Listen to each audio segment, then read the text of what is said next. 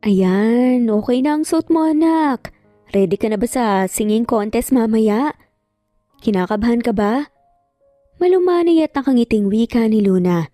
Nang matapos ayusan, ang anak, nasasalang nga mamaya sa singing contest na idinaos nga sa fiesta nila sa lugar. Ready na po ako, Mama. Pero okay lang po ba na kantahin ko po ang theme song niyo po ni Papa? Baka po umiyak ka lang, Mama. Ilang beses ko pong naririnig ang kanta na yun sa radyo at napapaiyak ka lang po eh. Ayaw po kitang makitang nasasaktan at umiiyak, Mama. Wika pa ng bata na siyang nagpalambot nga sa puso ni Luna. Hinawakan niya ang pisngi ng anak at saka mahina itong pinisil. Hindi masasaktan si Mama. Kantahin mo lang. Damhin mo lang ang kanta anak, sigurado akong makukuha mo ang emosyon ng mga judges. Manalo man o matalo, ikaw pa rin ang winner sa puso ko anak. Palagi mo sanang pakatandaan yan. Habiling pa nga niya, sa anak na siyang malapad na ikinangiti na nga nito sa kanya. Nang magsimulang magtawag ang MC sa lahat ng contestants, ay doon nga huling ginitian ni Luna ang anak bago inihatid sa backstage para maghanda ng sumabak sa contest. Bago muna ang lahat, syempre hindi naman mabubuo ang paligsahan kung walang mga judges, kaya heto na at kilalanin na natin sila. Pati una nga ng MC na siyang kaagad na ikinatingin ni Luna sa may stage. Isa-isa na ngang tinawag at ipinakilala ng naturang MC ang mga judges. At isa si Luna sa nakipalakpak. At ang huling judge natin ay walang iba kundi ang pinakamamahal nating gobernador na si Governor Gilbert Joseph Escalante. Palakpakan! Sigaw na nga ng MC. Kung kanina ay isa sa mga pumapalakpak kay si Luna, ngayon naman ay tila nabitin at naiwan na nga sa ere ang mga kamay niya. Tila naman hidang buong katawan niya at parang tumigil sa pagtakbo ang oras dahilan parang napakagandang ngiti ni Gilbert ang nakikita niya. Kusang tumulo ang luha sa mga mata ni Luna at hindi na nga napigilan pa ang maalala ang nakaraan. Ang nakaraan kung saan namamalagi ang matamis at mapait nilang nakaraan. Luna, lapit kang harito iha. Pagtawag nga ng mayordoma sa kanya, na siyang mabilis na ikinalipat nga niya. Ano po yun, Nay Ida? May utos po ba kayo? Oo, iha. Walang maglilinis sa kondo ni Sir Gilbert eh, dahil nagpaalam na si Rina na uuwi muna sa probinsya. Ikaw muna ang humalili sa kanya sa paglilinis sa kondo ni Senyorito Iha. Pagutos nga ng mayordoma na siyang ikinatango nga ni Luna. Sige po, ang problema ko lang kung saan ko hahanapin ang kondo niya. Naku, walang problema dyan Iha. Si Manong Carding nang bahala sa'yo papunta sa kondo. May mga penthouse siya. Pagkarating doon, dumiretso ka na lang sa penthouse. Hindi na nagaksaya pa ng oras si Luna at nagpunta na nga sa naturang kondo para linisan nga ang penthouse ng senyorito. Hindi pa niya ito malinaw na nakikita dahil nga sa penthouse ito nakatira. Bihira lang din itong bumisita sa mansyon at kapag umuwi ay hindi na nga niya nasisilayan ang mukha nito dahil sa trabaho niya. Nang makarating nga ng penthouse ay sinimula na ngang linisan ni Luna ang buong lugar. Malinis naman ang lugar pero dahil alam nga niya kung gaano kahigpit ang mayayaman pagdating sa kalinisan sa lugar, nilinisan nga niya pa rin ito.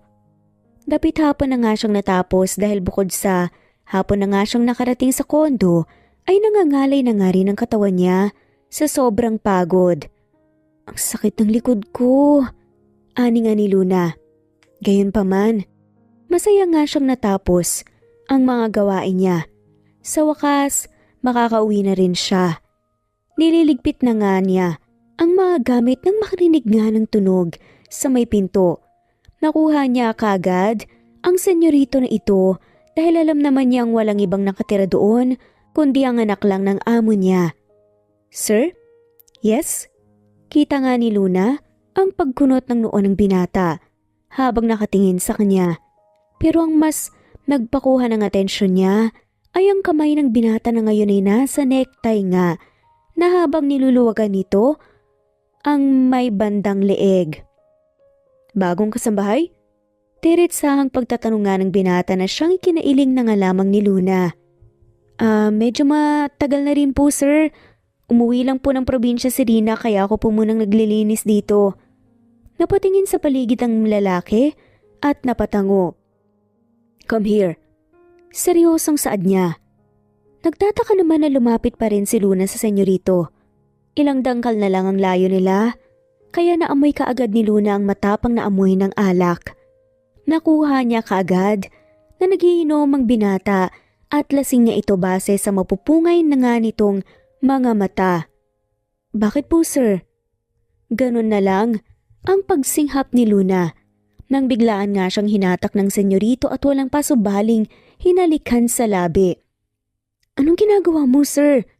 Napapikit nga siya nang mas lumalim pa ang halik ng senyorito sa kanya. Napapadaing na nga lamang siya nang biglaang kagatin ng lalaki ang pang-ibabang labi niya. Mas lalo pa nga siyang napadaing nang paglaruan nga nito ang dila niya. Napapikit pa nga siya nang bumaba ang kamay nito mula sa mukha hanggang sa bumaba. Ang lambot naman. Siyempre sir, sad na nga lamang nito.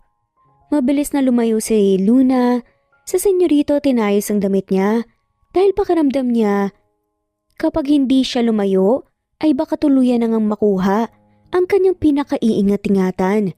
Lalo pa at hindi nga niya malaman kung anong mararamdaman niya kapag nangyari nga ang araw na yon, ang kanyang first time.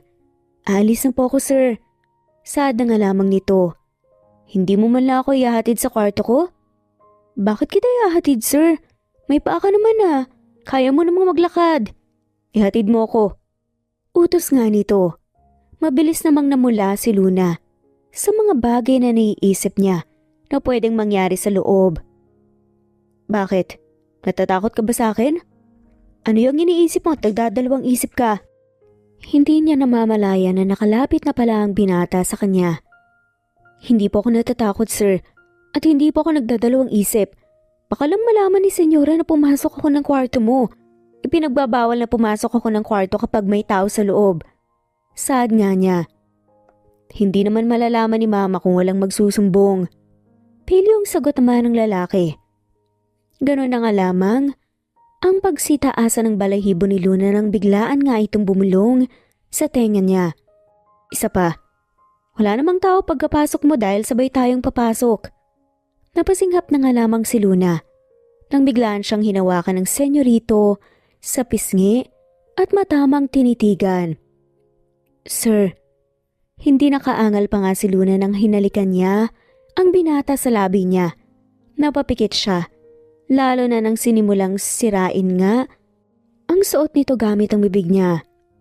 Sa paghahalikan nila, hindi na nga nila namalaya na nakarating na pala sila sa kwarto at doon, ginawa ang isang bagay na noon ay pangarap lang ni Luna. Pero ngayon ginagawa kasama ang anak ng amo niya. Sir, virgin pa po ko eh. Sad nga nito.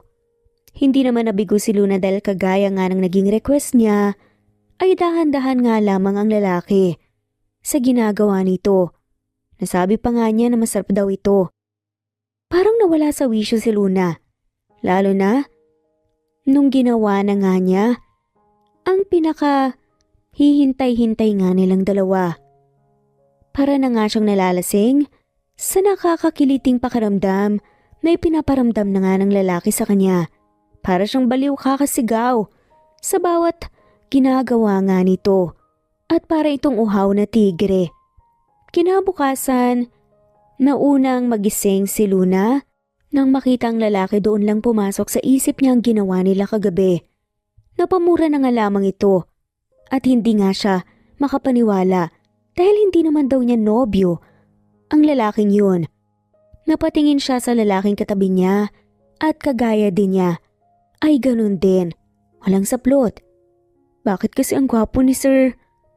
Kung gwapo na ito kapag gabi, di mas lalo lang itong gumagwapo kapag umaga. Ang hot pa.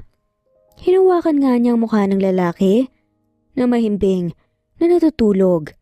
Nagulat siya nang makitang gumalaw ito. Akala niya magigising nga ito. Mabuti na nga lamang at tumihaya lamang ito. Ganon na lamang ang paglunok ni Luna nang diretsahang makita ang naghuhuminding na karagada nga nito sa harapan niya. Nakatayo ito at anumang oras handa na ngang tumuklaw. Parang sarap naman. Sad pa nga nito. Bago pa man magawa ni Luna ang ninanais niya ng oras na yun, mabilis nga siyang tumayo at nagbihis. Baka ibang round na naman. One night stand lang naman ang nangyari para sa kanya. Mali. Isang gabing pagkakamali na kailangan nga niyang iwasan na mangyari muli. Bakit ngayon ka lang bumalik? Tanong nga niya. Sorry na Ida, nakatulog lang. Saad nga niya sa mayordoma. Kahit kailan talaga. Napakaantukin mong bata ka, hindi ka naman napansin ni Sir sa kondo niya. Kapag nagkataon lagot ka. Saad pa nga nito. Namula lang ang pisngi niya nang maalala ang nangyari. Kung alam lang talaga ng mayordoma na hindi lang simpleng pagtulog ang ginawa niya, kundi lampas pa nga doon. O siya, bumalik ka na nga sa trabaho mo at baka makita ka pa ni Senyora na nakatunga nga dyan. Buti na lang talaga at hindi ka hinanap kaninang umaga. Saad ng mayordoma. Normal na bumalik sa trabaho si Luna na parang wala lang nangyari. Lingid sa kanyang kaalaman, si Gilbert pala na siyang nakatalik niya noong nagdaang gabi ay hindi na nga mawala-wala sa isipan ang nangyari. Napailing na nga lamang nito at napamura. Bakit ang lambot kasi? Saad pa nga nito. Sa buong pagtatrabaho ni Gilbert, sa sarili niyang kumpanya hindi mawala-wala sa isipan niya ang katulong na nakasama nga niya ng isang gabi.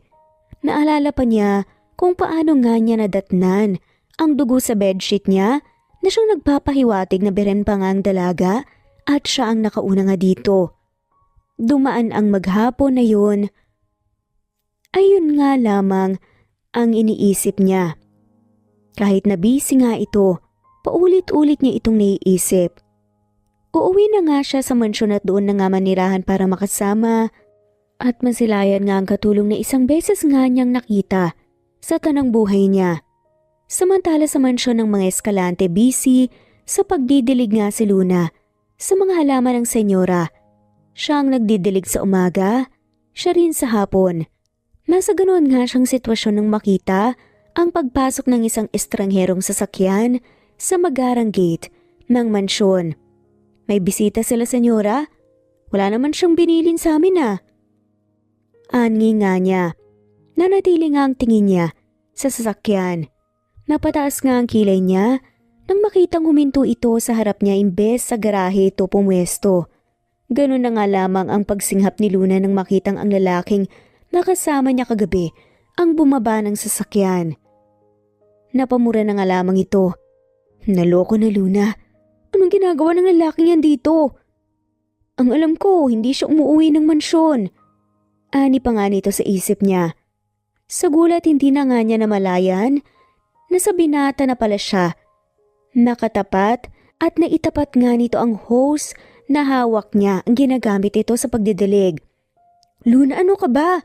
Bakit mo binabasa si Sir? Ani nga ng mayordoma at inagaw mula sa kanya ang hose na hawak nga niya. Napatingin siya sa lalaki at nakitang basang-basa na nga ito habang mataman nang nakatingin sa kanya. Napamura na nga lamang ito, saka nagalit. Ayan kasi Luna. Ani pa nga nito sa sarili. Naku, pasensya na. Sir, masyado lang. Napatigil sa pagsasalita ang mayordoma nang sumingit si Gilbert. Luna? Ani ito na tila namamangha pa sa natuklas ang pangalan ng dalaga. Opo, Luna sir. Siya si Luna. Bago lang siya sa mansyon kaya hindi mo pa po siya kilala. Pero mabait na bata po ito. Masyado lang siyang tulala nitong mga nakaraang araw kaya hindi nga niya napansin na. Napatigil sa pagsasalita ang mayordoma Nang sumingit nga bigla si Gilbert. Tulala? Ani nga nito. Si Luna naman siyang narinig yun na panganga. Di bale naiintindihan ko siya. Anito na mas lalo ngang ikinasinghap ni Luna. Akmang magsasalita pa nga siya nang maunahan na naman siya ng binata. Manang pakiayos pala ang kwarto ko at dito na ako titira simula ngayon. Ah, talaga po? Sige po sir. Gulat pa nga na saad nito. And you, let's talk later. Baling nga ng lalaki kay Luna. Huling wika nito bago sila iniwang nakanganga. Ano yun Luna? Kilala ka ba ni sir? Magkakilala kayo? Anong pag-uusapan nyo? At akala ko ba hindi mo nakita si Sir Luna? Ani pa nga ng mayordoma na tila kinakabahan. Manang may room. Paalala na nga lamang ng lalaki. Sige po sir, ito na. Sadang mayordoma. Nang iwan na nga siya ng mga to ay doon na nga siya nakahinga ng maluwag. Hay, akala ko sasabak na naman ako sa question and answer portion. Buti na lang nakatakas ako. Pero hanggang kailan ako tatakas? Tanong nga ni Luna. Kinakabahan man sa susunod na mangyayari, nagpatuloy pa rin sa pagdidilig si Luna. So you remember me, ha? Ay, butike! Sigaw nga ng babae.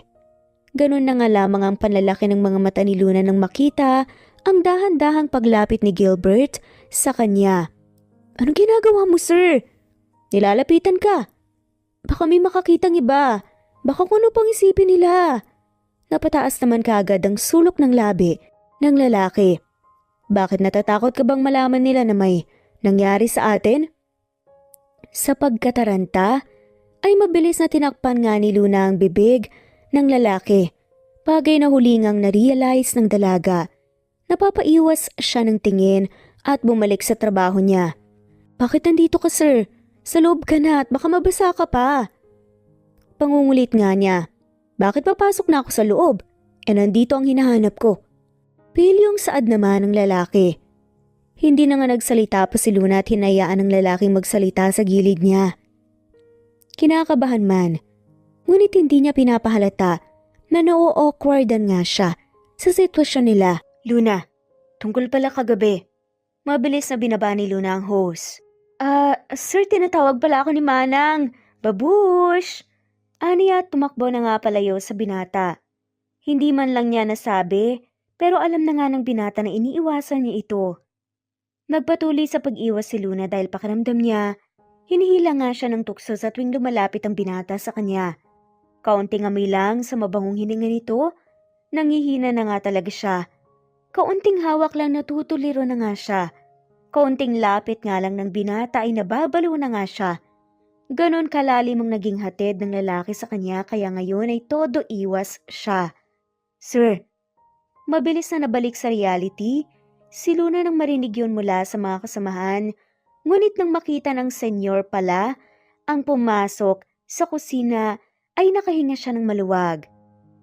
Hoy, anong nangyari sa'yo? Ba't parang ang tense mo tignan? May nagawa ka bang kasalanan? Pangiintriga pa nga ni Belle na isa ring kasamahan niya na siyang naging dahilan para mapunta sa kanya ang lahat ng atensyon ng mga kasambahay. Oo nga, kanina ka pa tense tignan Luna nagmula nung dumating si senyorito.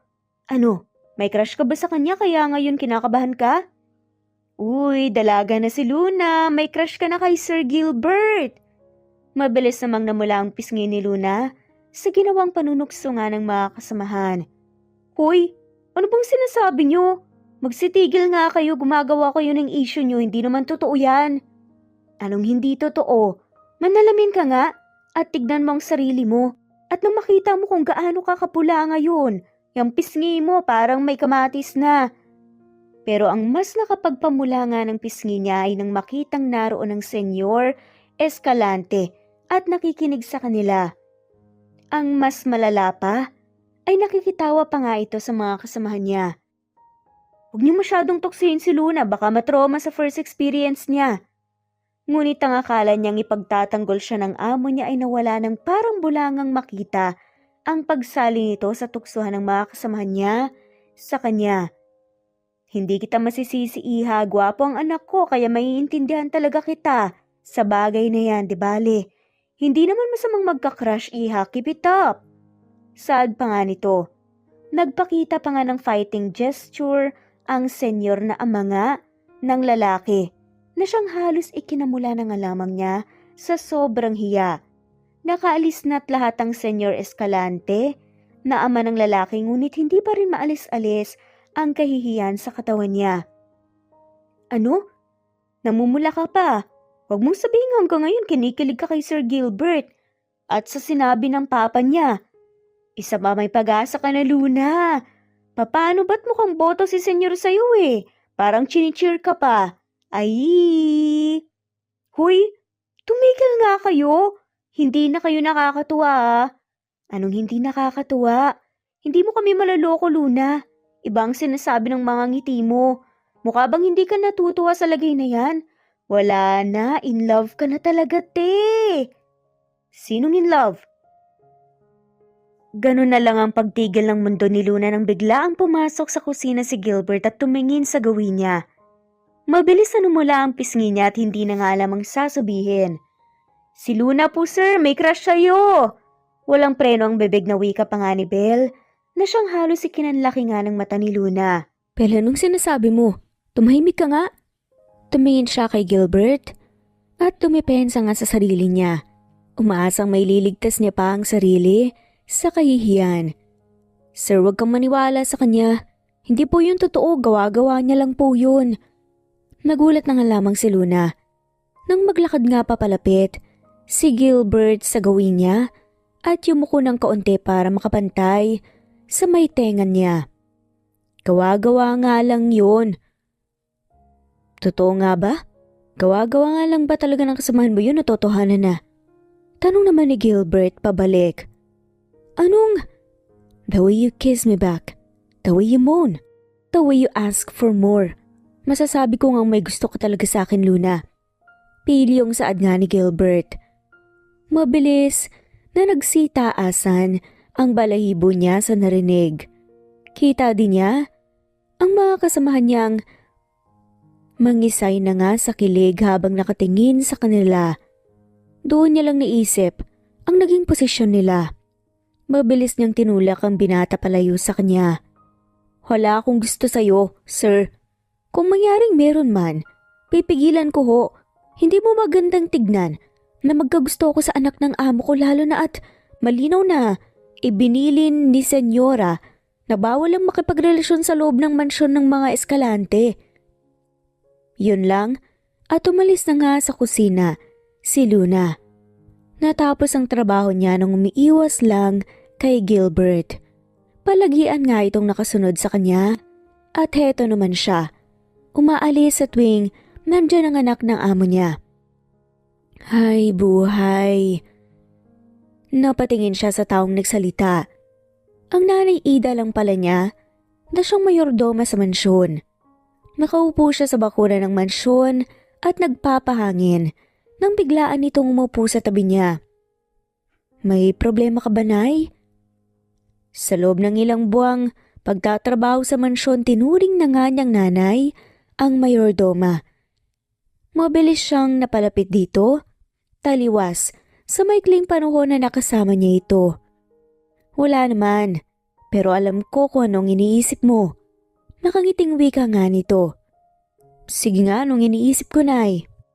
Umayos ng pagkakaupo ang mayordoma at tumingala nga sa mapayapang kalangitan. Alam kong mahirap, piha. Napakunot noo nga ang babae. Ang alin po? Tumingin ang mayordoma sa kanya, tumitig sa mga mata niya. Mahirap ang ma-in love sa hindi natin kahanay sa buhay. Mahirap ang umibig sa taong alam mong langit tapos tayo lupa lang. Mabilis na napaiwas nga ng tingin si Luna at nagpeke ng tawa. Naniwala ka naman sa sinasabi ni Belle kanina, Nay? Para namang hindi mo kilala si Belle. Mahilig gumawa ng kwento yun. Kulang na lang ng papel at ballpen eh. Parang maging ganap na writer yun eh. Alam mo na ang pasikot-sikot sa utak ni Belle. Kaya bakit naniwala ka pa ron? Pero alam ko rin na hindi nagsisinungaling ang batang yun.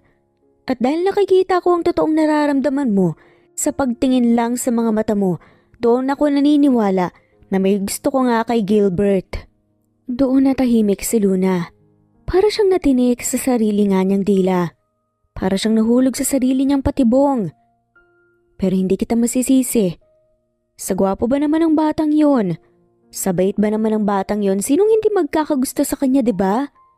Mabilis namang napatingin si Luna sa mayordoma. So may gusto ka rin sa kanya, Nay? Por Diyos porsyento.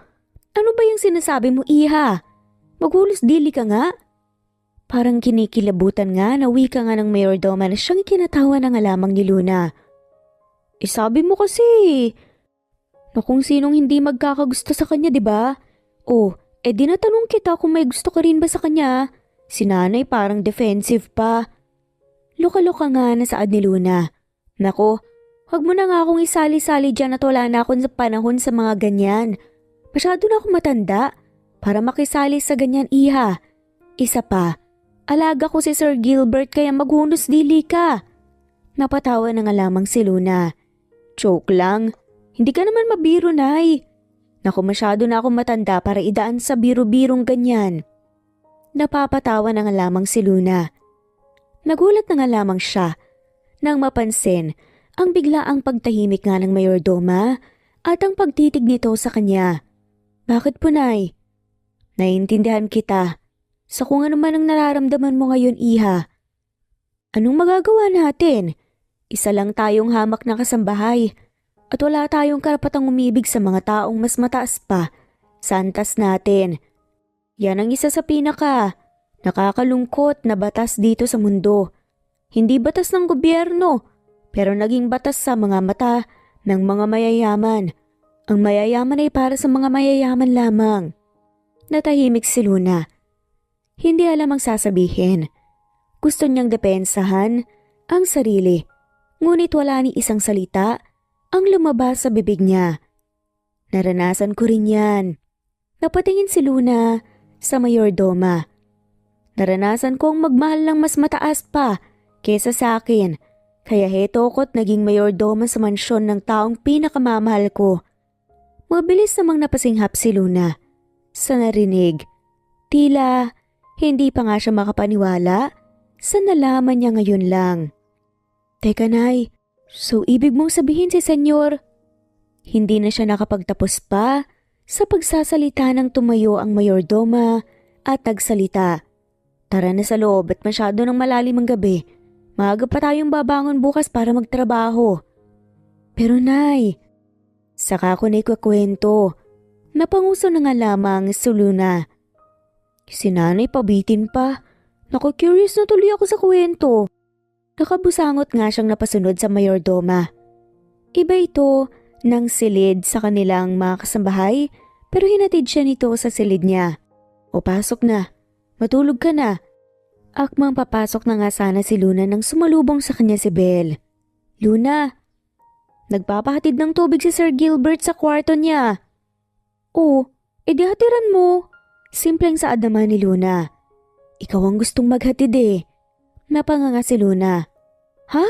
Bakit ako? Pwede namang ikaw. Naku Bel, sinasabi ko sa iyo hindi mo ako maluloko. Hatiran mo na.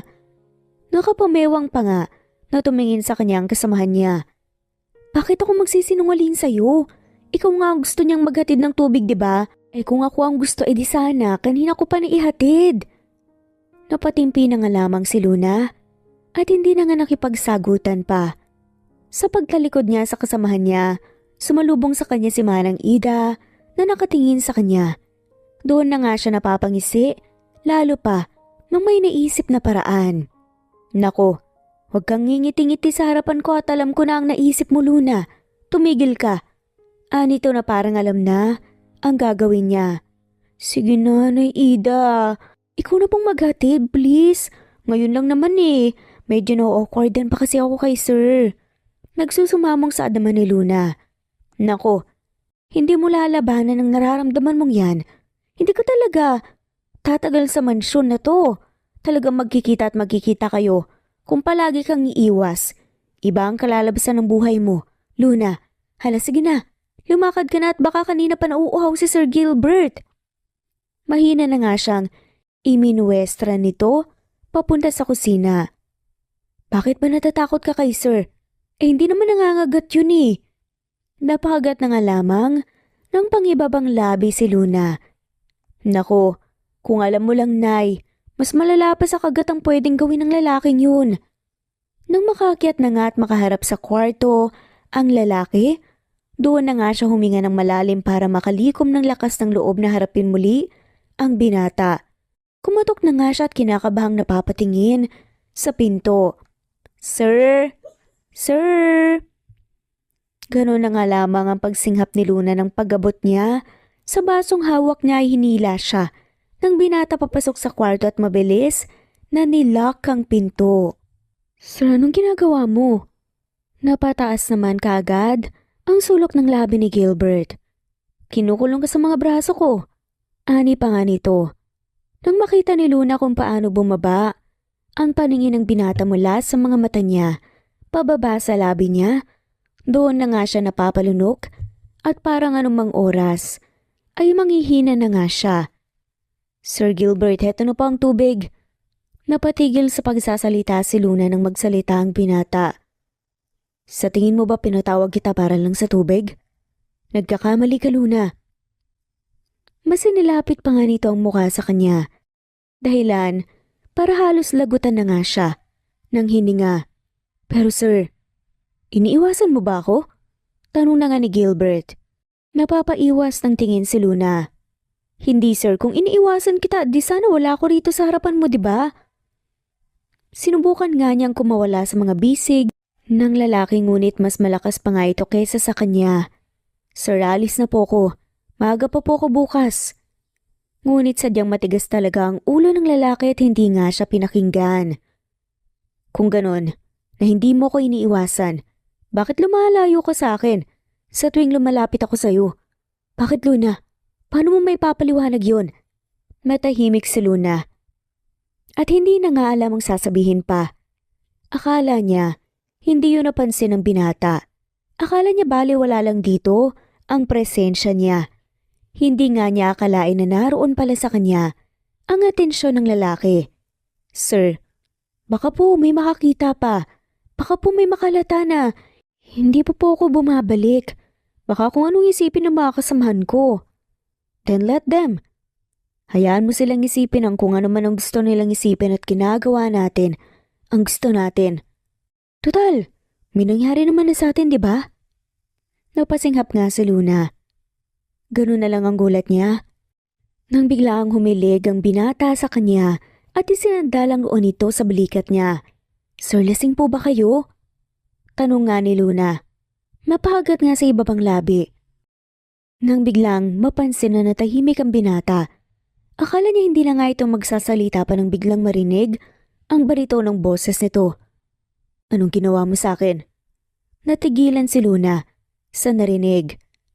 Nangiangat ang binatang mukha nito at diretsang tumitig sa kanya. Doon na nga niya nakita ang emosyon doon na nakita sa binata, emosyong tila nagpabihag sa puso niya. Anong ginawa mo sa akin, Luna? Ba't ikaw palagi ang hinahanap ko sa oras-oras? Bakit ikaw palaging sumasagi sa isip ko kapag nasa trabaho ako? Napapapikit pa nga ang binata at tila hindi nga alam ang gagawin. Doon lang nakita ni Luna na puno ng pag-aalinlangan at takot ang mga mata ng binata. Sa ilang araw ay hindi nga niya nakita rito. Binabaliw mo ko, Luna. Binabaliw ako ng mga mata mo. Binabaliw ako ng labi mo, ng katawan mo. Ganun na lang ang pagsinghap ni Luna ng isang iglap. Siniil na nga siya ng halik ng binata at kahit sa basong hawak niya ay hindi na nga niya napansin na nakuha na ng binata ang nailagay nga sa kung saan. Sir, let me please. Hindi mo alam kung paano mo ako binaliw. Nang paggising ko ay wala ka na sa tabi ko. Wala naman akong pakialam nung una dahil natural lang sa akin ang may makasama pero iba yung dumating ka. Nagiba lahat. Ayaw nang umalis ng mukha mo sa utak ko. Sa tuwing nakikipaghalikan ako, ang labi mong naiisip ko. Sa tuwing nakikipagsiping ako, ang katawan mo ang ninanais ko. Anito habang patuloy na hinahalikan nga siya. Habang nakahiga sa kama, pinuulanan nga ng halik ng binata. Doon lang pumasok sa isip ng dalagang naging usapan nila ng mayordoma kanina. Ang mayayaman ay para sa mayayaman lang. Tila nabalik siya sa realidad. Napukaw ang pagkatao niya kaya ngayon ay nilalabanan niya ang sarili mula sa tukso. Sa harapan niya, na anumang oras ay handa nga siyang tuklawin. Sir, sorry po pero kailangan ko na pong bumalik. Hindi pa man nakapagtapos, sa pagsasalita si Luna ay narinig na nga niya ang pagkapunit nga ng uniform niya. Hindi pa man siya nakakapag-react, ay naramdaman na nga lamang niya ang pagdampi ng bibig ng lalaki sa dalawang bilog niya at doon ay walang pasubaling ginawa ang kanyang gusto. Sir, napaikot na nga lamang sa ere ang mga mata ni Luna. Napapanganga siya na tila nasasarapan nga sa kanyang natatamasa. Now do you want me to stop? Nakangising wika pa nga nito. Para nang nababaliw si Luna. Palagyan nga niyang sinasabi na tumigil na ang binata ngunit iba naman ang ninanais ng katawan niya. Alam niyang nagugustuhan na rin niya ang bawat ginagawa ni Gilbert sa kanya. Nanaig nga ang ninanais ng kanyang katawan. Ang malamig na gabi ay tila nag-init nga.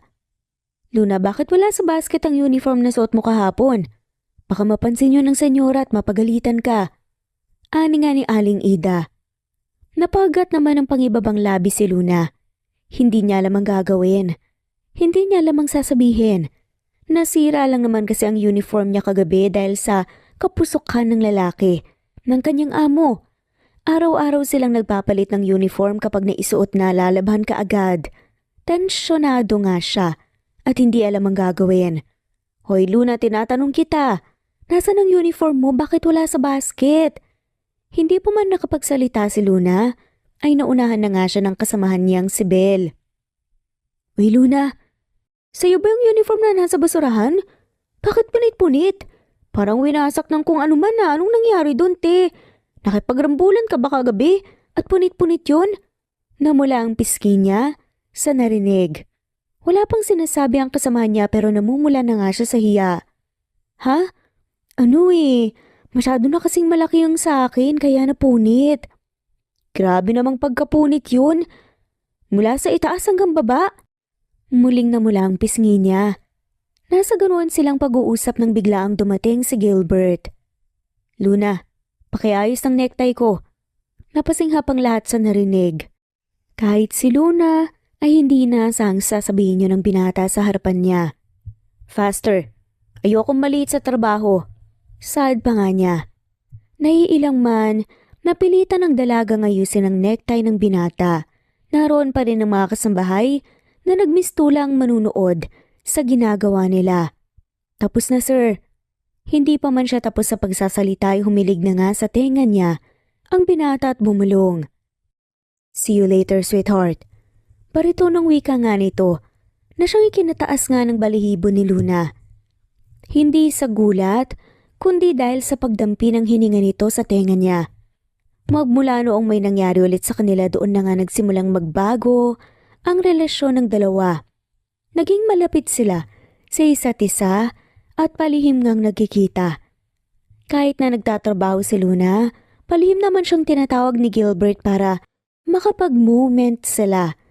May late night talks, may palihim na date sa veranda at syempre hindi mawawalang salpukan sa pagitan nila. Alam ni Luna na mali. Alam niyang bawal. Alam niyang siya lang din naman ang masasaktan sa huli lalo pat ipapamukha nga sa kanyang katotohanan na pawang kasambahay lang siya. Ngunit hindi yun naging hadlang para hindi nga niya masunod ang ninanais ng katawan niya at ng puso niya. May Ida, may utang ka palang kwento sa akin, muntik ko nang makalimutan. Lumapit nga siya sa mayordom at bumulong. Pwede ko na bang malaman ang pangalan niya, Nay? Kahit na parang alam ko naman na. Gusto ko pa rin marinig mula sa bibig mo, Nay. Napangiti ang mayordoma at napailing-iling sa kanya. Tumingin ito sa ibang kasambahay na naghihiwa nga ng mga gulay sa mesa. Bel Maria, tulungan niyo na nga muna ang iba sa labas. Kami nang bahala ni Luna rito. Nang makalabas nga ang dalawa, doon na nga sila malayang nakapag-usap. Wala na sila, Nay. Sino yung lover boy mo? Si Senyor po ba? Hindi napigil ang wika ni Luna na siyang ikinangiti na nga lamang ng mayordoma. Siya nga, iha. Napanguso nga siya. Hindi mo pinaglaban ang totoong nararamdaman mo sa kanya? Kung mahal mo, dapat ipinaglaban mo. Hindi mo pa alam na ganun dapat ang gawin? Yun ang katagang yun. Napabuntong hininga ang mayordoma. Alam ko ang katagang yan. O bakit naging mayordoma ka na lang at hindi asawa ni Senyor Escalante? Napangiti ng mapait ang mayordoma. Ano namang magagawa ng isang hamak na kasambahay lang kumpara sa babaeng puno ng kayamanan, iha? Wala akong laban. Anong wala, Nay? May laban ka. Yang puso mo. Mas matimbang ang puso kaysa sa pera. Mahal ka rin naman ni Senyor Escalante, di ba? Natahimik ang mayordoma. Anong magagawa ng pagmamahal kung pamilya na ang kalaban mo? Kahit na sabihin nating mahal nga ako ni Gerald, wala pa rin kaming magagawa dahil pamilya na nga niya ang tutol sa relasyon naming dalawa. Napanguso si Luna. Parang siya pa ang nasasaktan para sa nanay Ida niya. Nay, imbes na ipaglaban ang nararamdaman mo, bakit pumayag kang manatiling punong kasambahay sa mansyon niya? Ang sakit siguro nun. Yung nakatira kayo ng taong mahal mo sa isang bubong pero hindi ka ang asawa niya? At hindi ka niya pinaglaban, pati ikaw? Napangiti naman ng mayordoma. Masakit para sa'yo, pero para sa akin masaya na ako. Masaya ang puso ko, payapa na. Napapakunot noon na nga lamang si Luna. Bakit masaya ka pa, Nay? Ang labo mo naman eh. Tumigil sa ginagawa ang mayordoma at tinignan siya sa mga mata. Kapag mahal mo kasi, makukontento ka na matanaw siyang masaya. Kahit dati masakit. Si Luna nang may napagtanto ay napakunot noo nga. Teka, kung ayaw ng pamilya ni Senyor sa'yo, Nay, paano ka naging punong kasambahay sa mansyon ng mga Escalante? Paano ka nanatili rito? Gayong ayaw nila sa'yo. Pumayag silang manatili ka sa tabi ni Senyor Escalante kahit na alam nilang may gusto kayo sa isa't isa? Doon na nga mahinang napahalakhak ang mayordoma. Siyempre hindi sila pumayag. Ayaw nga nila sa akin, di ba? Napakunot noo muli si Luna. Paano ka nanatili rito, Nay? Napangiti ang mayordoma. Dahil request yun ni Gerald sa pamilya niya. Papaanong request ni Senyor? Pumayag naman ang pamilya? Dahil yun ang naging kondisyon ni Gerald para magpakasal siya sa babaeng in-arranged marriage sa kanya. At wala nang magawa ang pamilya niya. Doon na pagtanto nga ni Luna ang lahat. Napatango-tango nga siya. Malinaw sa kanyang kasaysayan ng pagmamahalan ni Naida at Senyor Escalante. Kakaiba, puno ng sakripisyo. Hanggang sa isang kondisyon na yun na ginawa ni Gerald para sa akin, ang siyang naging dedikasyon ko para pagbutihin ko sa trabaho. Alam mo kung anong mas kinabilib ko kay Gerald? Napanatili pa rin namin ang aming pagkakaibigan na walang kahit na anong hinanakit. I love the right man. Napapahid nga sa luha si Luna. Hindi niya akalain, sa pakikinig niya sa sinasabi ng mayordoma maiiyak siya. Grabe, parang telenovela palang kwento mo, Nay, ah. Sarap namang maging writer at ang maisulat ko ang kwento mo.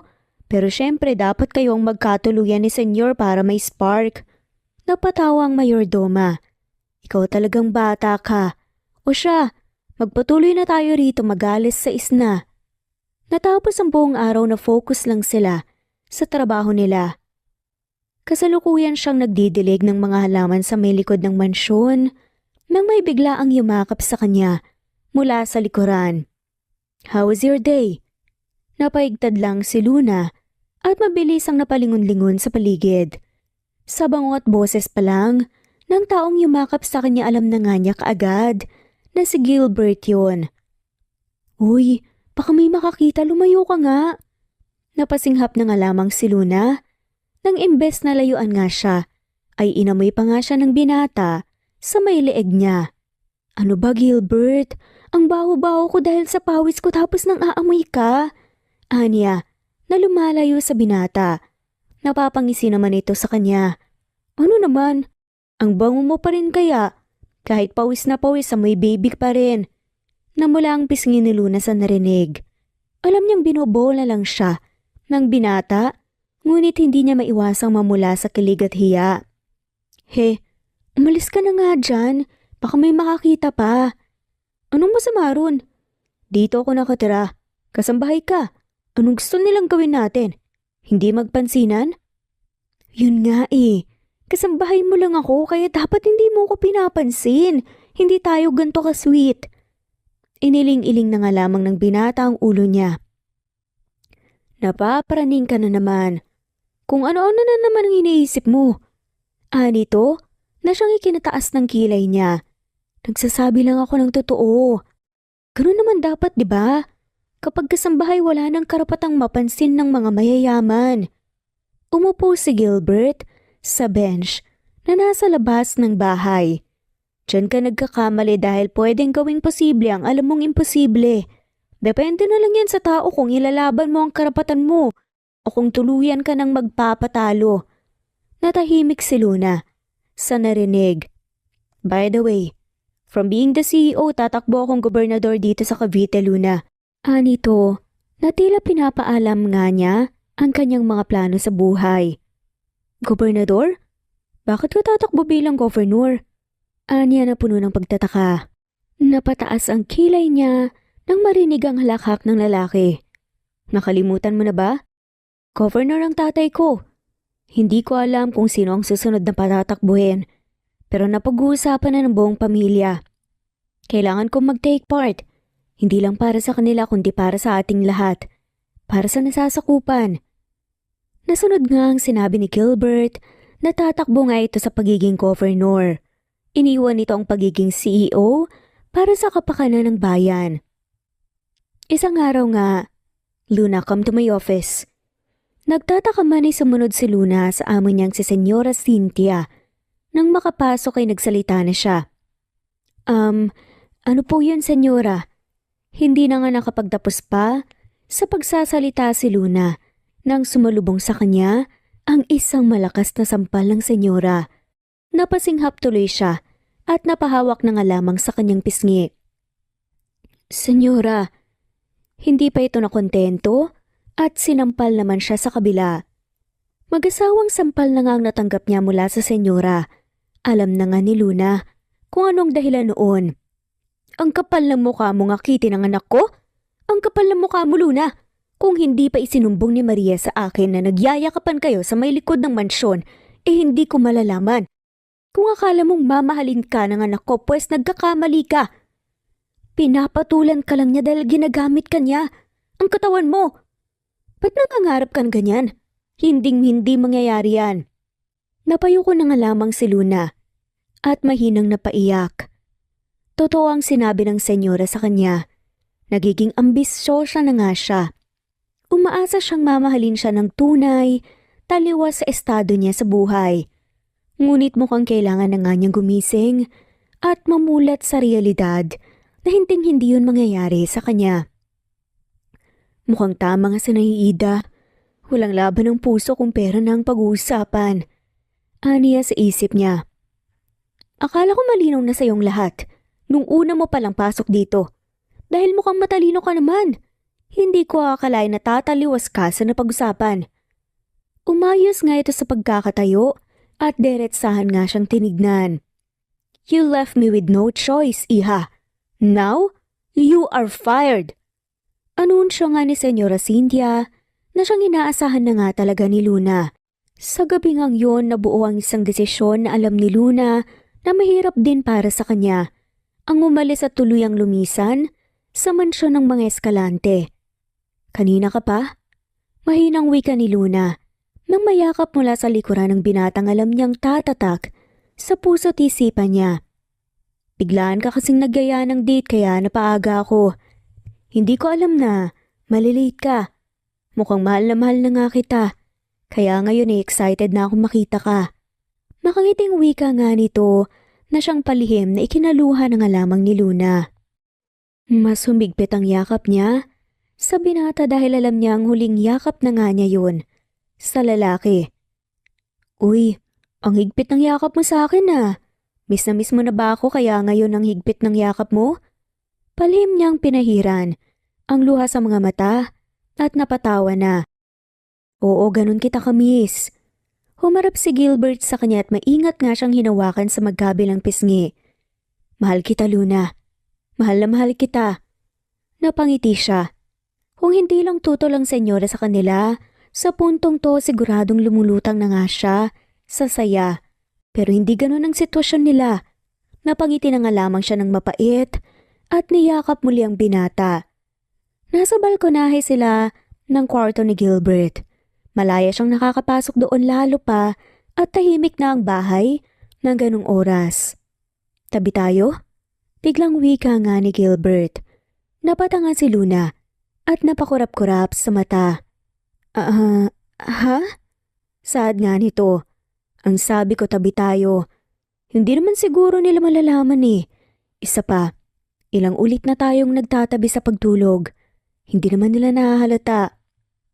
Hindi na umangal pa si Luna. Dahil alam niya sa sarili niyang yun din ang gusto niya. Ang makatabi ang binata sa huling pagkakataon. Bakit ngayon ko lang nalaman na masarap palang may makatabi sa pagtulog? Sa ilang taon kong pagtulog sa mundo, ngayon lang ako nakaramdam ng ganito. Magpakasal na lang kaya tayo para tuluyan na tayong magkatabi sa kama ko. Gabi-gabi, araw-araw. Anito? Na siyang ikinangiti na nga lamang ni Luna habang nakapikit. Naroon na nga sila sa kama ni Gilbert na nagyayakapan na parang wala nang bukas. Sira, alam mong malabo diba? Sad na nga lamang nito. Karamdam ni Luna ang pagkunot ng noon ng binata sa kanya. Anong malabo? Kapag tungkol sa akin walang imposible, Luna. At tungkol sa tunay na pagmamahal. Tahimik na lang na napapangiti si Luna. Alam niyang sinasabi lang yun ng binata. Alam niyang kagaya ng nanay Ida niya, mapupunta lang din sa walang pagmamahala nila.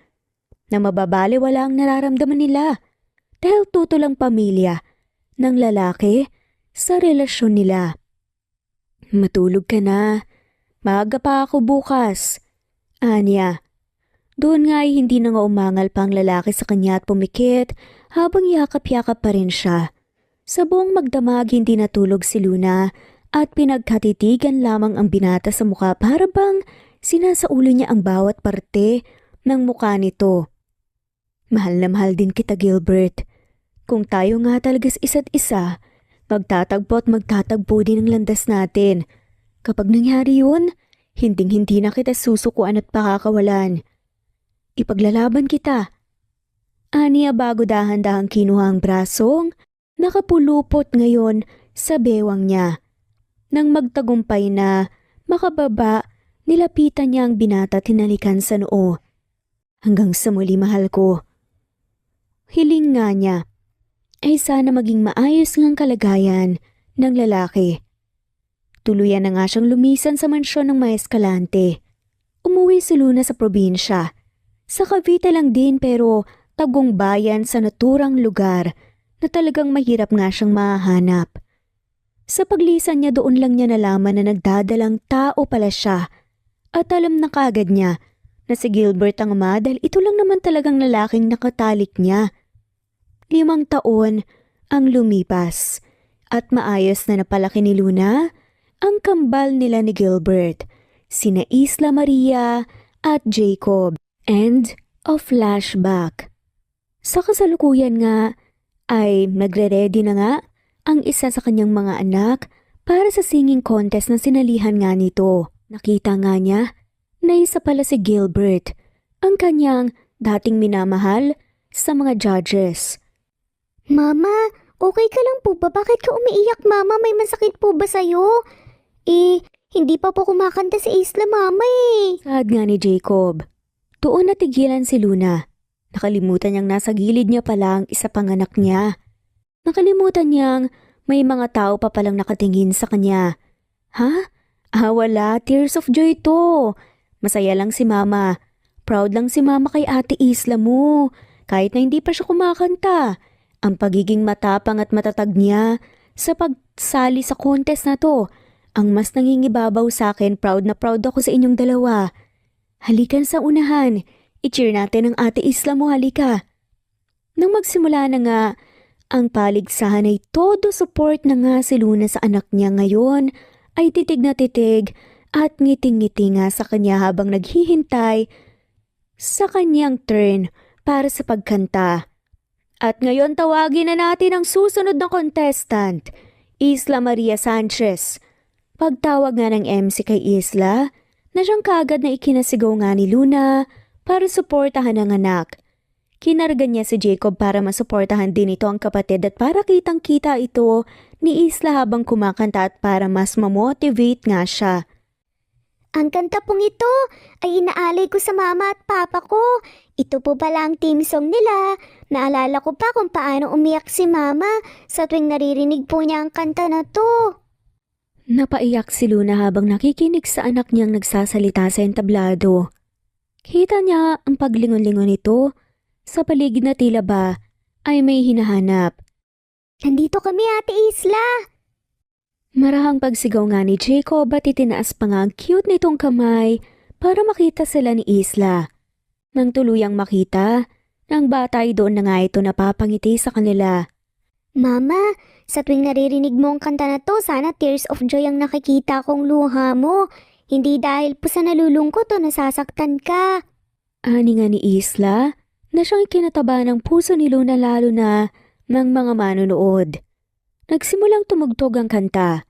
Sa pagsisimula ng kanta ni Isla, si Gilbert na siyang nakikinig ay natitigilan na nga. Familiar sa kanyang kanta. Hindi dahil common na ito, kundi dahil theme song nila ito ng babaeng mahal niya. Coincidence lang ba? Aniya, nang magsimula na ngang kumanta ang bata ay doon na nga siya tuluyang natigilan. Tila isang bumalik nga ang alaala ng kanyang nakaraan kung saan kasama niya pa at nayayakap niya ang babaeng pinakamamahal niya. Lingid sa kalaman ni Gilbert. Nasa likuran lang pala niya ang babaeng matagal na nga niyang ninanais na makita. Go, Ate Isla, kaya mo yan. Pag-cheer pa nga ni Jacob sa kapatid niya. Napangiti naman kagad si Isla at mas naging confident pa sa pagkanta. Si Luna habang nakikinig at nanonood sa anak niyang kumakanta, hindi na lang maiwasan ng mapangiti at mapaiyak sa saya. All she can say is that she's proud of her daughter. She's a proud mother of Isla Maria. Ang galing kumanta ni Isla, Luna. Nakaka-proud na bata. Saludo ako sa pagpapalaki mo sa kanila, lumaki silang mababait at talentado. Komento pa ng kababayan nila. Nako, saan pa ba magmamana at sa akin lang din, ising. Tugon naman ng ama ni Luna na siyang ikinatawa na nga lamang niya. Samantala, natapos naman ang kanta, natulala lang si Gilbert habang nanunood sa bata. Hindi niya akalain na sa murang edad nito ay maayos nitong nakanta ang kantang alam niyang may parte sa puso niya. Makalipas nga ang ilang minuto. At ngayon, ia-announce na natin ang ating winner sa patimpalak na to.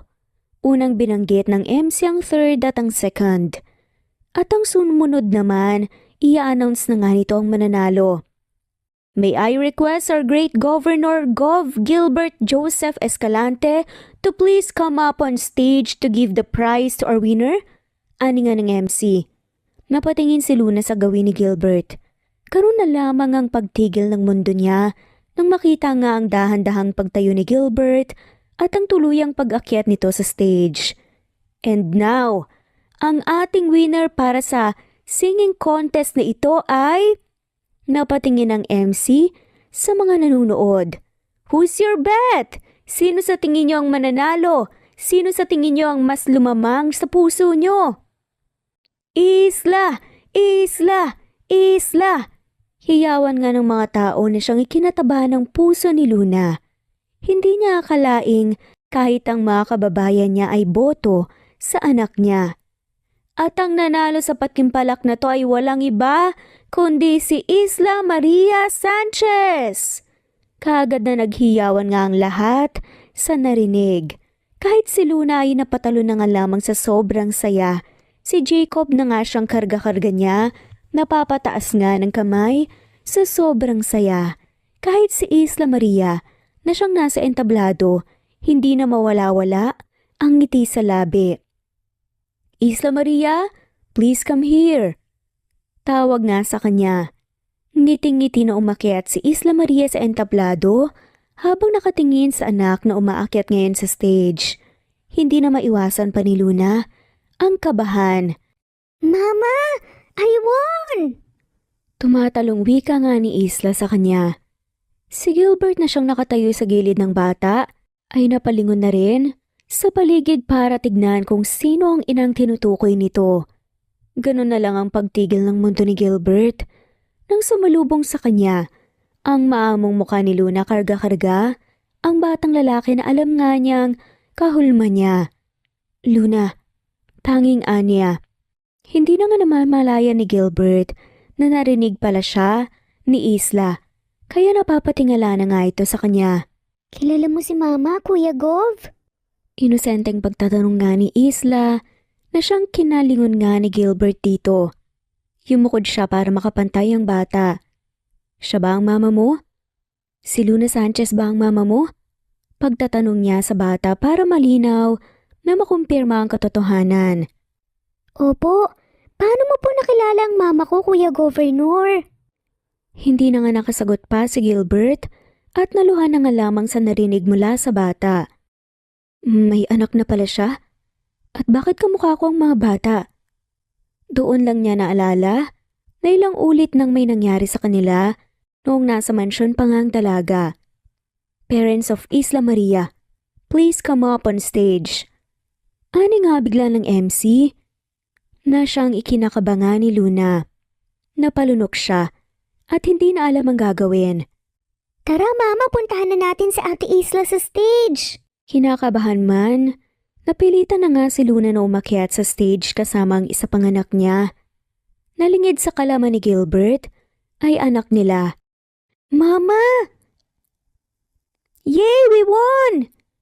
Pagtalon-talon naman ni Jacob at niyakap pa ang kapatid na siyang kinaluha na nga lamang ni Luna sa nasaksihan.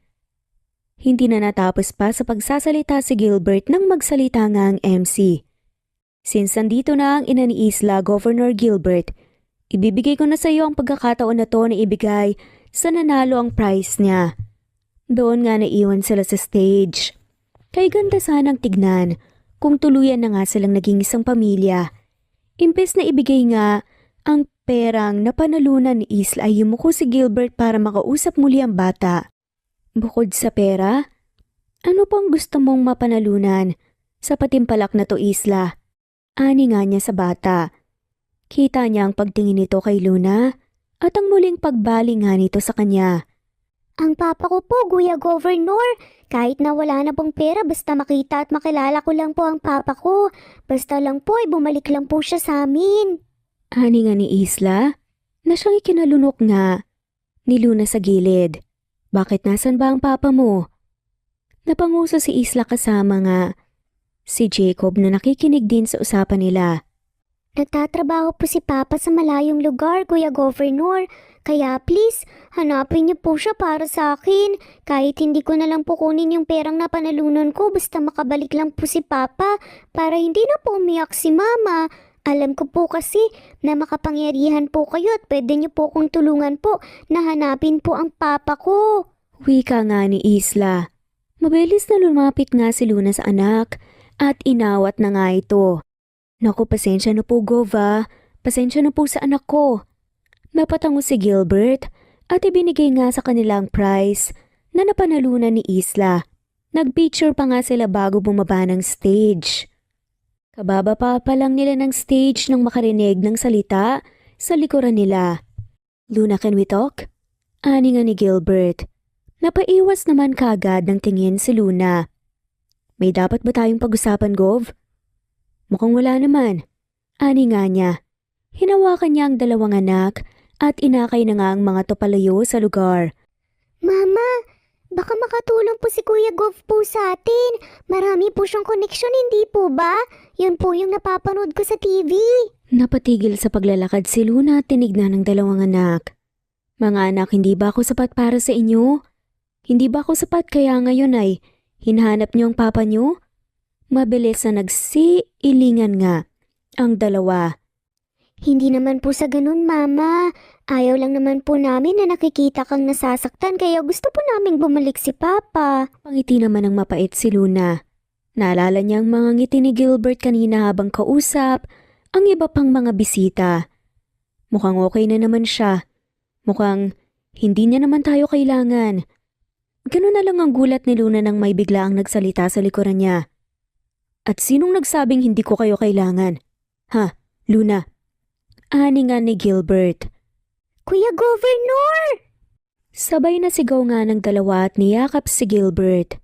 Dahil nakatayo ang binata, nasa may bewang lang nakapulupot ang dalawang bata na alam niyang may koneksyon nga sa kanya. Bumaba ang tingin niya sa dalawa at napapagaan na nga ang pakiramdam sa tuwing nakikitang magagandang ngiti ng kambal. Sa akin sila, di ba? Hindi nga mawaring wika ni Gilbert. Halo-halo na ang emosyong nararamdaman niya sa oras na yun. Naiiyak siya, na masaya, na kinakabahan. Para na nga siyang nahihimatay sa sobrang kaba habang naghihintay ng magiging sagot nga ni Luna kahit pa alam na nga niya kung ano ang sagot ng naging tanong niya sa dalaga. Napaiwas naman ang tingin si Luna. Nasabi na nga niya noon na kapag muling magtatagpo ang landas nila ni Gilbert, hindi na nga niya ito susukuan pa. Pero sa pagkakataong to, parang nagdadalawang isip siya. Naiisip niya na baka may asawa na nga ito at mga anak. Baka hindi na nga sila nito kailangan. Ano naman kung anak mo? Ako ang bumuhay sa kanila. Ako ang nagsilang sa kanila. Hindi na nga natapos pa sa pagsasalita, si Luna nang sinalubong siya nang mahigpit na yakap ni Gilbert. Ano naman kung anak ko sila? Ikaw nga ang bumuhay sa kanila. Ikaw nga ang nagsilang. Pero ako ang kumayod para mabuo sila, Luna. Hindi mabubuo ang dalawang yan kung hindi rin dahil sa akin. Tsaka, kung nalaman ko naman talaga, papanindigan ko sila at gagawin ko din ang lahat para panindigan sila. Kumalas nga sa yakap si Gilbert at maingat na hinawakan nga ang magkabila niyang pisngi. Kailangan kita sa buhay ko, Luna. Kailangan na kailangan ko kayong tatlo sa buhay ko. Hindi mo alam kung anong mga pinagdaanan ko nang biglaan kang mawala sa mansyon. Para akong mababaliw. Para akong nawala ng gana sa buhay. Pero nang dumating ang eleksyon at nanalo ako, doon ko naisip na kailangan pala ako ng mga tao. Bumangon ako at nagpakatatag. Hindi lang para sa bayan kundi para mahanap ko kayo. At nandito nga ako. Nandito kayo. Nakatayo sa harapan ko. Niyakap nga siyang muli ni Gilbert na para bang takot nga itong mawala na muli ang babae sa buhay niya. Hindi ko hahayaan na mawala ulit kayo sa paningin ko, Luna. Hindi ko ulit yun hahayaan. Babawi ako sa inyo. Babawi ako. Hindi lang sa'yo kundi pati na rin sa dalawang mga anak natin. Tinupad nga ni Gilbert ang naging pangako niya. Kinabukasan, hindi pa man sumisikat ang araw, nagpunta na nga ito sa bahay nila.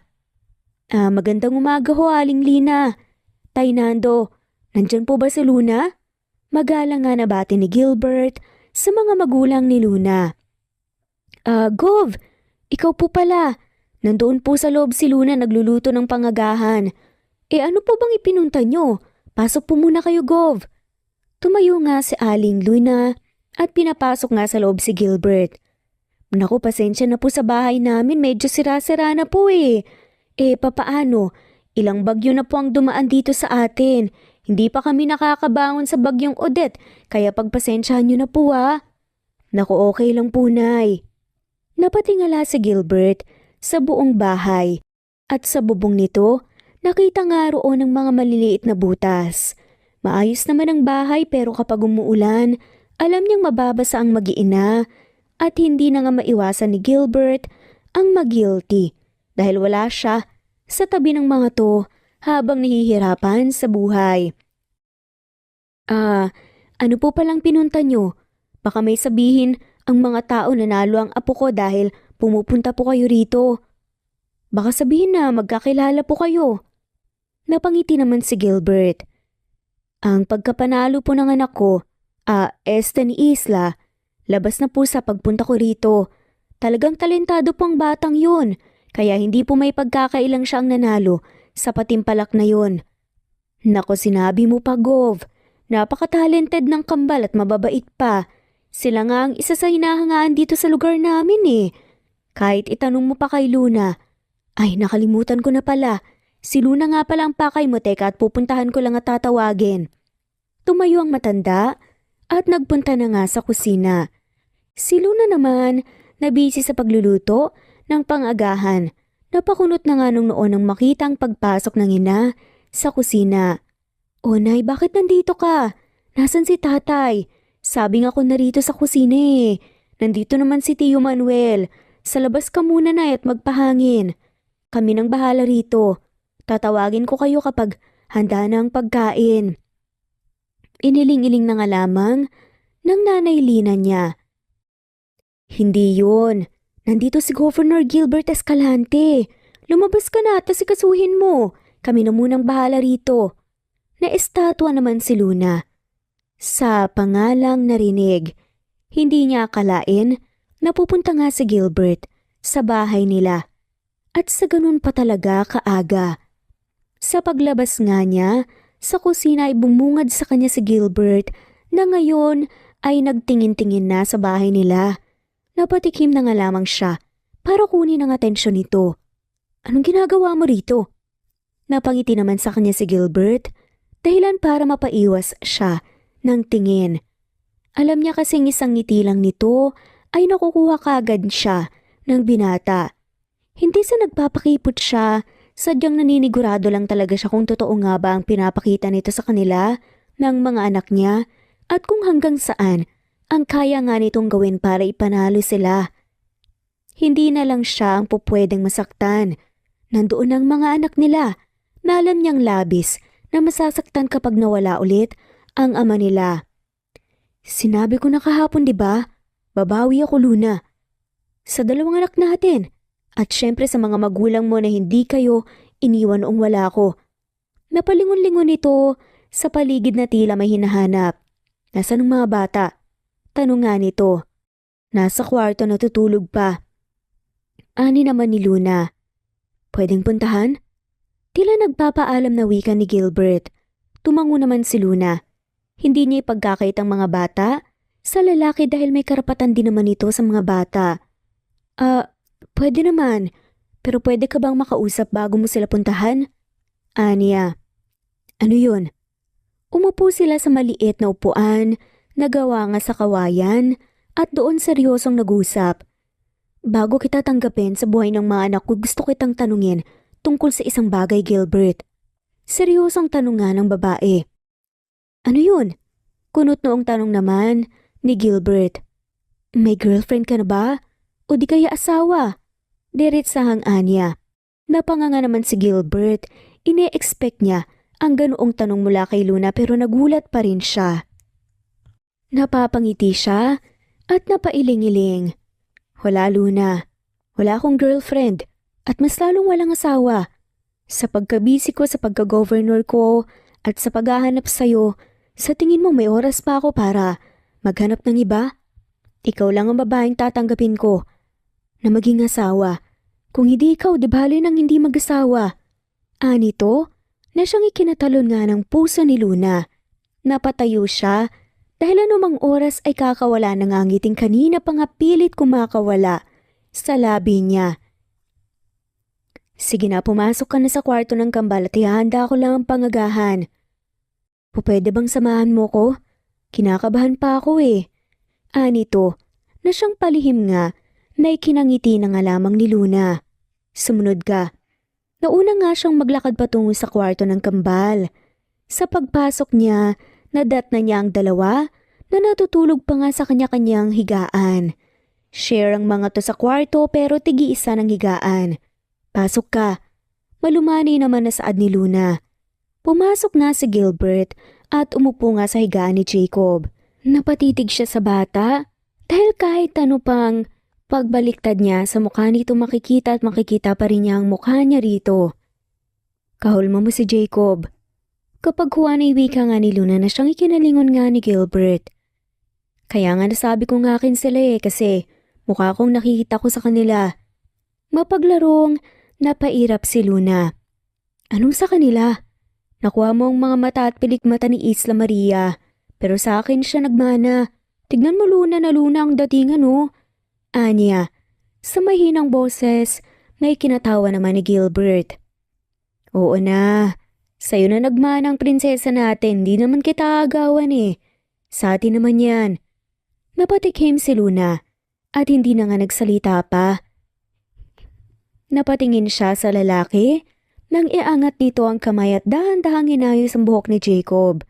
Kita niya pa ang pagbaling nito sa kabila at pag-ayos din nito sa buhok nakatabing mukha nga ni Isla Maria. Pasensya na kayo mga anak Wala si Papa habang lumalaki kayo. Hindi ko alam na nandito na pala kayo. Kung alam ko lang talaga hindi ko kayo susukuan hanggang sa tuluyan kayong maging isang pamilya. Napaiwas ng tingin si Luna. At mga alis na nga siya nang biglaan namang narinig ang boses ni Isla. Gov, ano pong ginagawa mo rito? Alam niyo kung saan kami nakatira? Napalingon siya at nakitang napapabangon na nga si Isla. Maski si Jacob, nalimpungatan na. Nagising ko ba kayo? Pasensya na kung naistorbo ko ang tulog niyo Okay lang po Kuya Gov, ganitong oras naman po kami ginigising talaga ni Mami. Ano pa palang ginagawa niyo dito? Bumibisita lang. Hindi pa man tapos sa pagsasalita si Gilbert ay sumingit na nga si Luna at nilapitan na ang dalawang anak. Mga anak, di ba tinatanong nyo ang Kuya Gov nyo noon kung ano pang gusto mong maging prize aside sa pera? Di ba sinabi mong gusto mong makita at makilala ang papa nyo? Nandito siya para ibalitang nakita na niya ang papa nyo mga anak. Ani nga ni Luna na siyang ikinanganga na nga lamang ni Gilbert sa gulat. Nagpunta siya roon para bumawi pero hindi niya akalaing ipapakilala siya ni Luna sa mga bata na ganoon kadali. Luna, hindi na nga siya nakapagtapos sa pagsasalita nang sabay na sumigaw nga ang kambal. Talaga po Kuya Gov, nakita mo na po ang papa namin. Makakausap na namin siya. Makikita at makikilala na po namin siya. Tila nagagalak na wika ng dalawa na talagang napapabangon pa nga sa higaan para lapitan at yugyugin siya. Kinakabahang napapangiti si Gilbert. Gusto niyang magsalita pero walang lumalabas na salita sa bibig niya sa pagkagulat. Umayos naman ang pagkakaupo si Luna at siya na ngang nagsalita. Mga anak, siya si Governor Gilbert Joseph Escalante. Siya ang papa niyo. Diretsahang pagpapakilala naman ni Luna kay Gilbert. Napakurap-kurap ang dalawang bata. Si Gilbert naman ngayon ang tinignan niya. Gilbert, siya sila, Isla Maria at siya naman si Jacob, mga anak natin. Aniya kay Gilbert na ngayon naluluhan na nga habang nakatitig sa dalawang bata. Papa? Ikaw po ang papa namin, Kuya Gov? Naluluha man ay nagawa pa ring tumango ni Gilbert. Ako nga mga anak. Papa! Sabay na sambit ng dalawa at sabay na niyakap nga si Gilbert na ngayon napapaiyak na. Ako nga mga anak, ako nga ang papa nyo. Magmula nung pinakilala nga ni Luna si Gilbert sa mga bata, inaraw-araw na nga nito ang pagbisita sa mumunting bahay nila at nakikipag-bonding. Hindi lang sa bata kundi sa mga magulang na rin niya at ibang side ng pamilya. Ganito pala kasigla ang bayan na to. Maliit man pero ang sisigla. Ang bibibo ng mga tao parang syudad lang. Komento nga ni Gilbert habang kausap nga ang tatay ni Luna na si Nando kasama ang tiyuhin nga nito. Oo at presko pa ang hangin. Tama kayo dyan, Nay. May tatanong nga po pala ako sa iyo, Tay. Ano yun? Maaari ko bang dalhin si Luna at ang mga bata sa syudad? Ipapakilala ko lang po sana sila sa pamilya ko. Hindi bilang Luna na katulong namin noon kundi si Luna na siyang magiging asawa ko. Pagkatapos ko ho siyang ipakilala, magpo-propose na ho ako para maging ganap na pamilya na kami. Naku, okay lang iho. Hindi kita mapipigilan siyan dahil kasal na lang ang kulang nyo at tuluyan na nga kayong magiging isang pamilya. Ayan, kaya ang inay mo sa inyo iho, nabalitaan ko ayaw ng mama mo kay Luna eh. Kapag nagkataon, hindi ako tatayo lang iho. Babawiin at babawiin ko ang anak ko at ang mga apo ko dahil hindi ko naatim na nakikita silang nasasaktan dahil sa'yo. Hindi po mangyayari yan, Tay. Ayaw man ni Mama sa amin, wala na siyang magagawa pa. Papakasalan ko si Luna. Papakasalan ko siya hanggang sa tuluyan kaming maging ganap na isang pamilya. Lingid sa kalaman ni Gilbert, naroon pala si Luna at nakikinig sa usapan nila ng tatay na andun niya. Mag-impake kayo, pupunta tayo sa syudad, Luna. Napaiwas ng tingin si Luna. Nakaimpake na. Aniya, nang makita ang pagnganga ni Gilbert, napatikim na nga lamang siya. Narinig ko kayo ni tatay kanina kaya nag-impake kaagad ako. Kailan ang alis natin? Aniya at hindi na nga siya makapaghintay pa. Naharap pang ipaglaban si Gilbert mula sa ina nito na naging tutol noon sa relasyon nila. Gaya ng pinangako niya, pag muli silang pinagtagpo ng tadhana ipaglalaban na nga niya ito at hindi susukuan. Napangiti naman si Gilbert at hindi na nga maiwasang maging masaya sa desisyon nga ng babae. Sa araw ding yun, bumiyahe na nga sila sa syudad, dumiretso sila sa hotel na pagmamay-ari ni Gilbert para makapagpahinga si Luna at ang mga bata bago sila pumunta ng mansyon. Wow! Ang ganda naman dito! Ang laki! Kaninong bahay to, Papa? Ani nga ni Jacob na hanggang ngayon namamangha pa rin sa laki ng hotel na pinusukan nga nila. Ang daming tao. Sino sila, Papa? Pamilya po ba natin sila? Napatawa na nga lamang si Gilbert. Hindi niya maiwasang maaliw sa anak niya. Hotel to, anak. Hotel? Oo. Kaninong hotel to, Papa? Sa'yo po ba to? Tumango naman siya bilang tugon. Oo, sa akin to. Sa atin to. Paglaki mo ikaw ng mamamahala ng hotel na to, anak. Kita ni Gilbert ang pagkislap nga ng mata ng batang si Jacob. Talaga po, Papa? Nagagalak na wika nito. Ako, Papa, saan po ako mamamahala? Ani naman ni Isla. Ikaw sa beach resort ka naman o kaya sa kumpanya, depende kung saan mo gusto. Sa beach resort na lang po, Papa, para magabayan ko po yung mga tao na pupunta po sa resort natin at gusto ko rin po sa beach. Yay! Beach! Here I come! Napatawa na nga lamang sina Luna at Gilbert sa kakulitan ng kambal. Nagpunta na nga sila sa buffet hall para makakain. Wow, ang daming pagkain, Mama. Look! May lechon baboy. Makakatikim na rin ako ng lechon baboy, Mama. Nagagalak na wika nga ni Isla na siyang ikinangiti ni Luna. Kaya kumain ka ng maayos, pasensya na kung walang maihain ng lechon baboy ang mama sa bahay natin. Okay lang po, Mama, may fried chicken naman po eh. Napangiti si Luna at mahinang pinisilang pisngi ng kambal. Nagpapasalamat siya at lumaking mabait at kontento sa buhay ang dalawa. Hangas ako sa inyo dahil nakukontento kayo sa buhay, mga anak. Pero ngayong nandito na ako nang bahala sa lahat. Pupuniin ko ang mga pagkain ng hapag natin. Ipapakain ko sa inyo ang iba't ibang klase ng pagkain kaya tara na. Makakain na. Ani nga ni Gilbert. Masaya silang kumain sa isang mesa. Si Gilbert habang nakatingin nga sa maginanyang matagal na ngang pinangarap na makasama.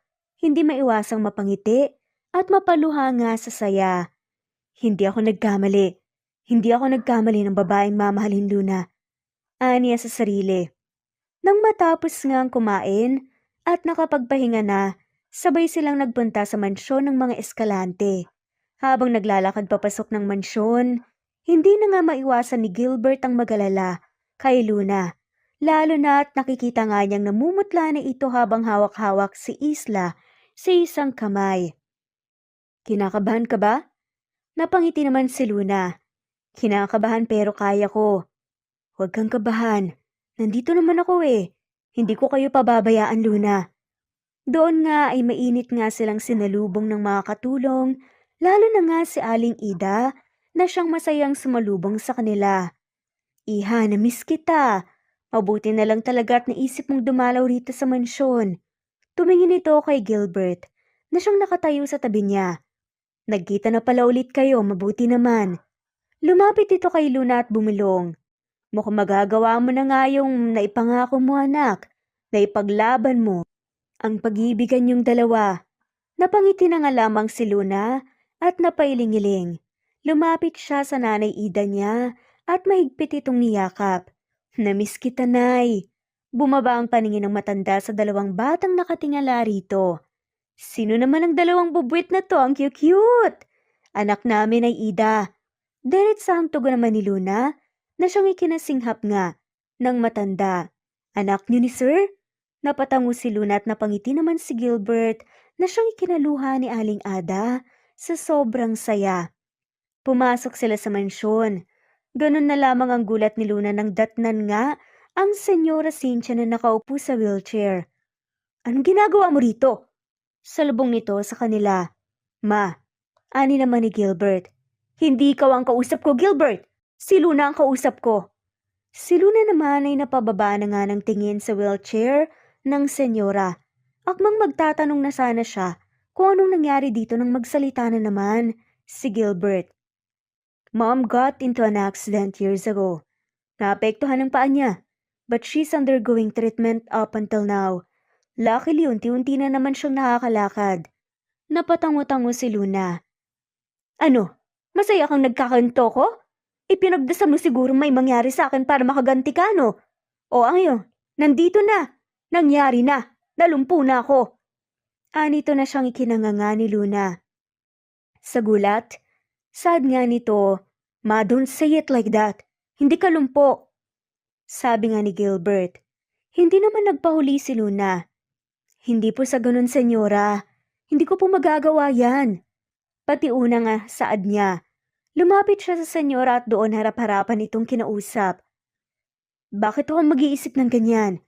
Ikaw ang ina ng lalaking mahal ko at hindi ko po kayang gawin yun. Hindi ako ganoong tao. Hindi ko magagawang mag-isip ng kung ano na ikasisira ng buhay ng isang tao. Mahal ka ng lalaking mahal ko, kaya nire-respeto kita. Pasensya na po. Kung ngayon hindi muna kita marerespeto, senyora, sa lahat ng mga ginawa niyo. Gulat na napatingin sa kanyang lahat. Anong ibig mong sabihin? Matatag na humarap si Luna kay senyora. Mahal na mahal ko po ang anak niyo, senyora. Kung noon ay hindi ako lumaban ngayon, pasensyahan na po tayo. Pero ilalaban ko ang pagmamahal ko sa kanya. Lalo na po ngayon na may dalawa na po kaming anak. Napasinghap ang senyora sa gulat. Anak? May anak kayo? Bumaba ang tingin ng senyora sa dalawang batang ngayon ay pinaggigitnaan nga nila ni Luna at Gilbert. Magmano kayo sa Lola Cynthia niyo mga anak. Kahit na nahihiya at nagdadalawang isip sabay na naglakad ang dalawa palapit sa senyora. Hindi pa man nakakapagmanong dalawa, narinig nilang tumawa ang senyora. Sa tingin mo manloloko mo ako, iha? Anak niyo ni Gilbert? At ikaw naman, Gilbert, nagpauto ka naman. Kung wala po kayong tiwala sa akin, pwede kayong magpa-DNA test. At nang mapatitig nga ang senyora sa dalawang bata, doon nito naramdaman ang lukso ng dugo, lalo na nang makita ang hulma ng mukha ni Gilbert sa batang lalaki. Yan lang po ang ipinunta ko dito. Tara na, Jacob Isla. Bago pa man tuluyang makalapit sa kanilang dalawang bata, lumapit pa ito sa senyora at hinawakan ng magkabilang kamay. Maayos din po ang lahat. Makakalakad ka din po at makakapaglaro sa amin. Tiwala lang po. Wika nga ni Isla na siyang nagpaluha sa senyora. Doon na ito napaiyak at sa hindi inaasahang pangyayari tinawag nga nitong apo ang dalawa. Mga apo. Kahit si Luna hindi makapaniwala sa maririnig. Senyora, pasensya na iha. Kung itinaboy kita noon, pasensya na. Opo, senyora. Sad na nga lamang nito. Alam niyang mahirap magpatawad, pero susubukan niyang unti-untiin. Doon na nga nagumpisang magandang trato ng senyora kay Luna. Imbes na sa hotel nga sila matulog ng araw na yun, doon na nga rin sila sa mansyon pinatulog ng senyora. Sa paglipas ng mga araw, naging mas malapit ang dalawang bata sa senyora, bagay na siyang ikinataba naman at ikinatalon na ng puso sa sobrang saya. Masaya ka? Naroon nga sila ngayon sa balkonahe at nakayakap si Gilbert sa kanya mula sa likuran. Mahimbing na ring natutulog ang dalawang bata sa kama nila. Sino namang hindi magiging masaya kung tanggap ka na ng ina ng lalaking pinakamamahal mo? Sabagay, oo nga pala, nakalimutan kong itanong. Napakunot noo nga ang babae. Ano yun? Noong muli nating pagkikita, bakit hindi ka nagtanong sa akin kung bakit ako umalis sa mansyon? Bakit hindi ka nanumbat? Bakit hindi ka nagalit? Napatawa naman si Gilbert mula sa likuran niya. Bakit hindi ako nagtanong? Dahil alam ko na kung bakit ka umalis. Nagtampo ako sa iyo dahil hindi mo ako pinaglaban samantalang ako handang-handa kitang ipaglaban. Pero wala eh. Umalis ka. Iniwan mo ko. Pero handa naman ako na maghintay kung kailan ka magiging handa at matapang. Aba, paano kita ipaglalaban? E pawang kasambahay lang ako. Tapos ayaw pa sa akin ni Senyora Cynthia. Ano naman ngayon kung kasambahay ka? Mahal naman kita. Napangisilang si Luna. Bukas pala magsuot ka ng formal. Napakunot ang noo niya. Bakit? Basta. Hindi na nakipagtalo pa si Luna. Kinabukasan nga gaya ng sinabi ng binata, ay nagbihis siya ng formal. May sumundo sa kanyang kotse, kaya hindi na nga siya nagtanong pa kung saan nga siya dadalhin ng mga to. Nasaan si Gilbert? Anya sa assistant ng binata. Nasa loob na po, ma'am. Yung mga bata. Kasama niya po sa loob. Tara po, pasok na po. Doon nga'y pinagbuksan siya ng pinto ng assistant sa isang private hall. Ganon na lamang ang pagkunot ng noo ni Luna nang mapansin na sobrang dilim ng paligid. Teka, bakit ang dilim? Diba sa hotel to? Nawalan ba ng kuryente? Hindi na nga siya nakapagtapos sa sasabihin nang isa-isang nagsisiilaw na nga ang maliliit na ilaw sa kinatatayuan niya papunta sa isang platform sa gitna. Gilbert?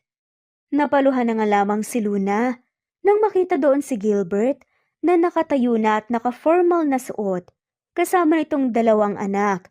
Pero ang mas ikinaiyak niya ay nang mabasang nakasulat sa likuran. Will you marry me? Pagbasa nga niya, mas lalo pang napaiyak si Luna nang mamataan nga ang mga kamag-anak niya sa probinsya na nakatayo sa gilid at masayang nakatingin sa kanya. Naroon ang inatitay niya, ang mga tiyo at tiya niya, bagay na siyang mas lalong nagpabuo sa araw ni Luna. Mama, please say yes! Bibong wika naman ni Isla na siyang ikinatawa ng lahat. Lumapit si Gilbert sa kanya at pinahiran nga ang luha sa mga mata niya. Hindi ako nag-propose sa'yo para paiyakin ka ng ganyan. Tears of joy naman kasi to. Ani nga ng babae na siyang ikinangisi na nga lamang ni Gilbert sa kanya. Lumuhod ito sa kanya at formal na nagsabing, will you marry me, Luna? Napangiti si Luna at tumango. Yes, I will marry you, Gilbert. Mabilis na lumipas ang mga araw at dumating na nga sa wakas ang araw na pinakaasam-asam nila, ang kasal. Luna Marie Sanchez, do you take Gilbert Joseph Escalante as your lawfully wedded husband? Pagtatanong ng pari na siyang buong pusong sinagot naman ni Luna. I do, Father. Doon nga ay tinapos nila ang kasal sa isang matamis at mainit na halik na pinagsaluhan nila. Ilang araw matapos ang kasal, nag-celebrate ang buong pamilya Escalante na siyang sabay-sabay na nagbakasyon sa Siargao. Doon ay mas lalong lumalim ang samahan ng mga Escalante at ng mga Sanchez. At habang nakatingin sa twins niyang nakikipaglaro kay Senyora Cynthia, hindi na lang maiwasan ni Luna ang magpasalamat. Nagpapasalamat siya at pinagtagpo sila ni Gilbert. Pero ang mas ikinapasalamat niya nang gusto ay ang muling pagtatagpo nila. Ang akala niya ay wala ng pag-asa magmula nung umalis siya sa mansyon. Hindi niya akalain na may ibibigay pa palang isa pang chance ang tadhana para mahanap nila ang isa't isa. Muli nga silang pinagtagpo ng dahil sa kanilang pagmamahal at nabuo nga ang pamilyang matagal na nga nilang inaasam-asam. At dito na nga po nagtatapos ang kwentong pagmamahalan ni Luna at Gilbert. Maraming salamat po sa lahat at shout out po sa inyong lahat.